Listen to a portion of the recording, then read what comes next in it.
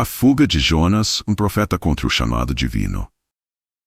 Havia um homem chamado Jonas, filho de Amitai, que vivia uma vida comum entre seu povo até o dia em que a voz do Senhor ressoou claramente para ele.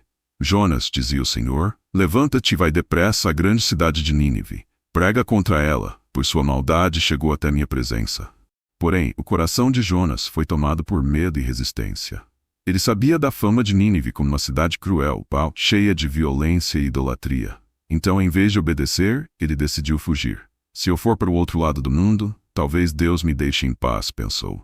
Dirigiu-se para Tarsis, uma cidade distante, símbolo de seu desejo de escapar. Em Jope, encontrou um navio que partia naquela direção. Ele pagou a passagem, embarcou e desceu ao porão, como se pudesse esconder-se não só dos olhos humanos, mas também dos olhos do Senhor. Enquanto Jonas dormia profundamente no porão, o Senhor enviou um vento poderoso sobre o mar. A tempestade era tão violenta que o navio parecia prestes a partir-se. Os marinheiros, experientes no ofício, nunca haviam enfrentado algo assim. Desesperados, cada um clamava ao seu próprio Deus, enquanto jogavam a carga ao mar para tentar salvar o navio. Mas nada funcionava. O capitão, ao perceber que Jonas dormia enquanto todos lutavam por suas vidas, desceu ao porão e gritou: "Como você consegue dormir? Levante-se e clame ao seu Deus. Talvez ele nos ouça e nos poupe de morrer." Os marinheiros, sem saber o que fazer, decidiram lançar sortes para descobrir quem era o responsável por tamanha calamidade. A sorte caiu sobre Jonas. Eles o cercaram ansiosos e perguntaram: "Quem é você? De onde vem? Qual é sua profissão? A que povo pertence?" Jonas, consciente de que não podia mais fugir, respondeu: "Sou hebreu, adorador do Senhor, o Deus dos céus, que fez o mar e a terra." Os homens ficaram aterrorizados ao ouvir isso. "O que foi que você fez?" perguntaram, já sabendo que ele estava fugindo do Senhor, pois Jonas havia confessado sua desobediência. Enquanto isso, as ondas tornavam-se cada vez mais furiosas, e os marinheiros clamaram: "O que devemos fazer para que o mar se acalme?" Jonas respondeu com uma calma estranha: "Pegue-me e jogue-me ao mar. Só assim o mar se aquietará, pois eu sei que esta tempestade é culpa minha." Os marinheiros, relutantes em tirar a vida de um homem, tentaram remar de volta à terra firme. Contudo, o mar se enfureceu ainda mais. Sem outra escolha, eles clamaram ao Senhor: "Ó Senhor, não nos culpes por tirar a vida deste homem. Fizemos isso porque entendemos que era a tua vontade." Com pesar, os homens lançaram Jonas ao mar. Imediatamente, as águas se acalmaram.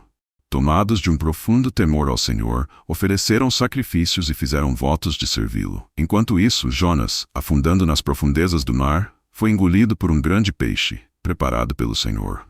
Ali, nas entranhas da criatura, Jonas permaneceu por 3 dias e 3 noites, enfrentando o silêncio, o arrependimento e a inevitável presença de Deus. E assim começou a transformação de Jonas, o profeta que tentou fugir, mas não pôde escapar do propósito divino. A redenção de Jonas, um coração transformado nas profundezas. Nas entranhas do grande peixe, Jonas estava cercado por escuridão total, um silêncio esmagador e a certeza de que havia tocado o fundo, não apenas do mar, mas de sua própria alma. Sem escapatória e ciente de sua condição, Jonas fez a única coisa que ainda podia. Ele clamou ao Senhor.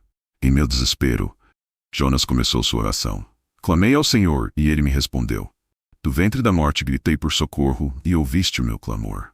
Cada palavra era carregada de arrependimento e reconhecimento da soberania divina. Jonas entendeu que não estava ali por acaso. O Deus que governa os céus e a terra o colocaram naquele lugar para quebrantar sua desobediência. Jonas lembrou-se de sua queda. "Jogaste-me nas profundezas, no coração dos mares. Correntezas formavam um turbilhão ao meu redor. Todas as tuas ondas e vagas passaram sobre mim." Ele sentiu o peso de estar afastado de Deus, como se as águas profundas fossem uma metáfora para sua alma afogada em rebeldia. "Eu disse: fui expulso da tua presença, contudo olharei de novo para o teu santo templo." Mesmo no desespero, Jonas começou a enxergar esperança. Ele não seria abandonado. O Deus que o chamou era também o Deus que o resgataria. Enquanto sua mente revisitava sua jornada, as imagens de sua descida ao mar tornaram-se vivas. As águas agitadas me envolveram, o abismo me cercou, as algas marinhas se enrolaram em minha cabeça. Afundei até chegar aos fundamentos dos montes, a terra embaixo, cujas trancas me aprisionaram para sempre. Cada palavra revelava o peso de sua queda, mas também a força do livramento divino. Mas tu trouxeste a minha vida de volta da sepultura, ó Senhor meu Deus. Jonas reconhecia que sua vida não lhe pertencia mais. Ela era obra da graça de Deus. Em meio à escuridão, Jonas sentiu sua vida se apagando. Quando a minha vida já se apagava, eu me lembrei de ti, Senhor, e a minha oração subiu a ti e ao teu santo templo. Foi neste momento de maior fraqueza que Jonas finalmente entendeu a profundidade do amor de Deus. Aquele que controla o destino das nações também ouve o clamor de um coração arrependido.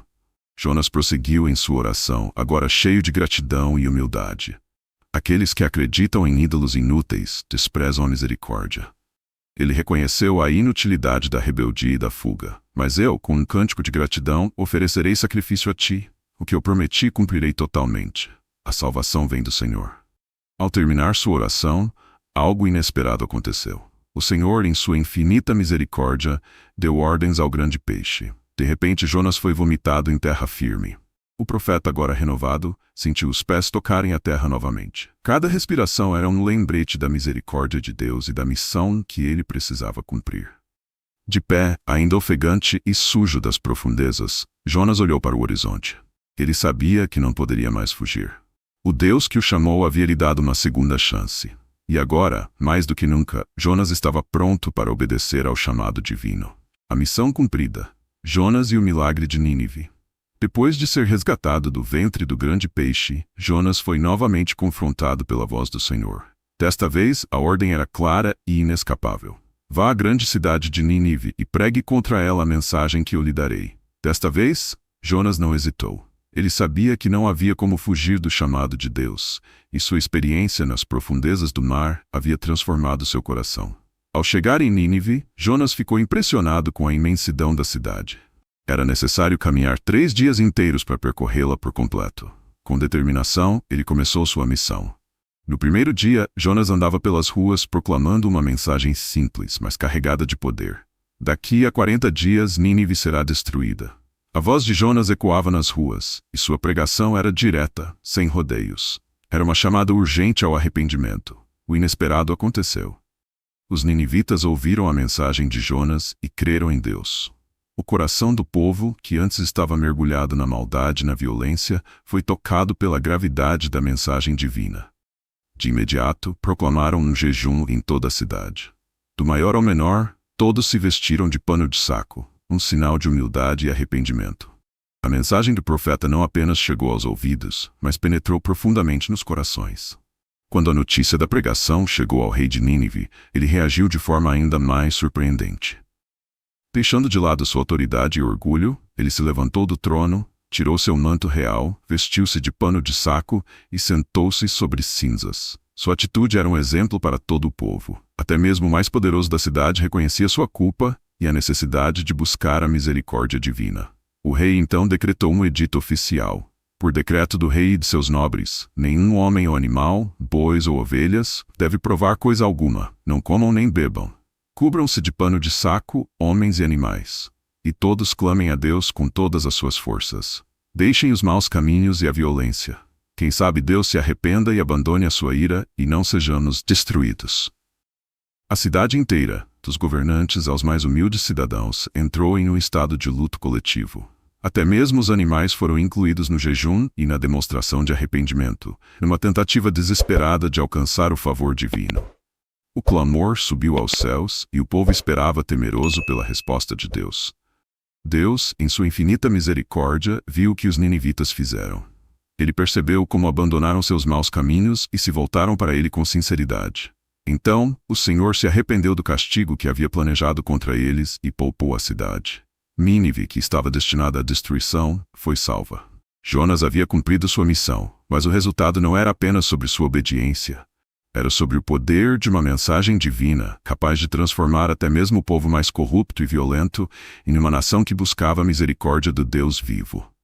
E naquele dia, Nínive experimentou o maior milagre de todos, a redenção. Há lições de compaixão, Jonas e o coração de Deus. Apesar do milagre que testemunhara em Nínive, Jonas não se alegrou com a misericórdia divina. Pelo contrário, ficou profundamente descontente e furioso. Ele se dirigiu ao Senhor com uma oração amarga. Senhor, não foi exatamente isso que eu disse quando ainda estava em casa? Foi por isso que me apressei em fugir para Tarsis. Eu sabia que tu és Deus misericordioso e compassivo, muito paciente, cheio de amor e que prometes castigar, mas depois te arrependes. Cada palavra carregava o peso de sua frustração. Jonas não conseguia aceitar que um povo tão perverso como os ninivitas fosse poupado. Num desabafo desesperado, Jonas pediu algo extremo. Agora, Senhor, tira minha vida, eu imploro, porque para mim é melhor morrer do que viver. Para ele, o perdão concedido a Nínive parecia uma afronta à justiça. Mas Deus, com paciência, respondeu com uma pergunta que tocava o âmago de sua ira. Você tem alguma razão para essa fúria? Sem responder, Jonas deixou a cidade e se dirigiu para o leste. Lá, construiu um abrigo improvisado e sentou-se à sombra, esperando para ver o que aconteceria com Nínive. Talvez ainda houvesse uma chance de Deus mudar de ideia e destruir a cidade. Enquanto Jonas aguardava, o Senhor começou a lhe ensinar uma lição sobre compaixão. De forma providencial, Deus fez crescer uma planta sobre Jonas, oferecendo-lhe sombra e alívio do calor escaldante. A planta trouxe grande alegria ao profeta. Ele, que pouco antes desejava morrer, agora experimentava um breve momento de conforto. Mas ao amanhecer do dia seguinte, Deus enviou uma lagarta que atacou a planta, fazendo-a secar. Com a sombra perdida, Jonas foi exposto ao calor abrasador. Deus trouxe um vento oriental quente, e o sol golpeava a cabeça de Jonas ao ponto de fazê-lo quase desmaiar. Mais uma vez, Jonas desejou morrer. Para mim, seria melhor morrer do que viver. Então Deus lhe perguntou novamente: Você tem alguma razão para estar tão furioso por causa da planta? Jonas respondeu com firmeza: Sim, tenho, e estou furioso ao ponto de querer morrer. Foi então que o Senhor, com paciência, revelou o propósito daquela situação. Ele disse: Você tem pena dessa planta, embora não a tenha podado nem a tenha feito crescer. Ela nasceu numa noite, e numa noite morreu. Contudo, Nínive tem mais de 120 mil pessoas que não sabem distinguir a mão direita da esquerda, além de muitos rebanhos. Não deveria eu ter pena dessa grande cidade? As palavras de Deus confrontaram Jonas com uma verdade inescapável. O mesmo Deus que teve compaixão dele no ventre do peixe, agora demonstrava misericórdia a Nínive. A planta, com sua breve existência, era uma ilustração do egoísmo de Jonas. Ele se preocupava mais com seu próprio conforto do que com as vidas de milhares de pessoas. O livro termina sem revelar a resposta de Jonas, deixando o leitor com uma pergunta: será que estamos prontos para entender e aceitar a profundidade da compaixão divina? Deus nos convida a enxergar o mundo com seus olhos, olhos que veem cada vida como preciosa, mesmo as que à primeira vista não consideramos dignas de perdão. E assim, Jonas, mesmo em sua fraqueza, se torna um lembrete da paciência e do amor incomparáveis do Senhor. A história de Jonas nos ensina que o coração de Deus é infinitamente misericordioso e compassivo, mesmo quando nós, como seres humanos, não conseguimos compreender ou aceitar essa compaixão. Ele nos desafia a abandonar nossos preconceitos e egoísmos e a enxergar o mundo com os olhos do amor divino, onde cada vida importa. Assim como Jonas foi transformado em meio à sua jornada, somos convidados a refletir sobre nossa própria atitude diante do perdão e da graça de Deus. Se você foi tocado por essa mensagem e acredita que mais pessoas precisam ouvir sobre o amor e a paciência de Deus, não se esqueça de curtir este vídeo, se inscrever no canal e ativar o sininho das notificações. Dessa forma, você não vai perder nenhuma de nossas reflexões inspiradoras baseadas na Bíblia. Deixe também nos comentários o que você aprendeu com a história de Jonas e como ela pode transformar sua vida. Compartilhe este vídeo com alguém que precisa ser lembrado do quanto Deus é misericordioso. E lembre-se, aqui cada mensagem é uma oportunidade de crescermos juntos na fé. Obrigado por assistir e até o próximo vídeo.